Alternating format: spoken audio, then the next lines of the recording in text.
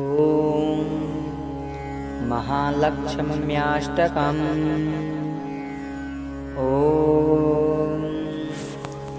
नमस्तेस्तु महामाये श्रीपीठे सुरपूजिते शङ्खचक्रगदाहस्ते महालक्ष्मी नमोऽस्तुते। नमस्ते गरुडारूढे कोलासुरभयङ्करी सर्वपापहरे देवी महालक्ष्मी नमोऽस्तुते। सर्वज्ञे सर्ववरदे सर्वदुष्टभयङ्करी सर्वदुःखहरे देवी महालक्ष्मी नमोऽस्तुते।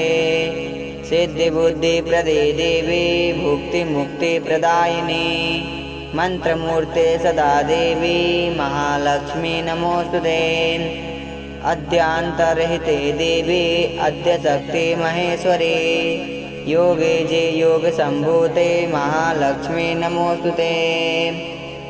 स्थूलसूक्ष्ममहारौद्रे महाशक्ति महोदरे महापापहरे देवी महालक्ष्मी नमोऽस्तुते। पद्मसनस्थिते देवी पारब्रह्मस्वरूपिणी परमेशे जगन्मातर महालक्ष्मी नमोऽस्तुते।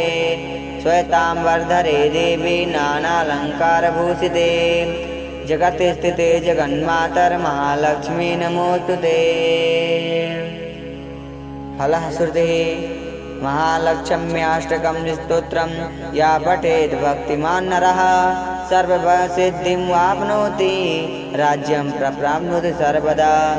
एककाले पठेत् नित्यं महापापविनाशनं द्विकालं या पठेत् नित्यं धनधान्यसमन्वितः त्रिकालं या पठेत् नित्यं महाशत्रुविनाशनं महालक्ष्मीर्भवेत् नित्यं प्रसन्ना वरदा शुभा।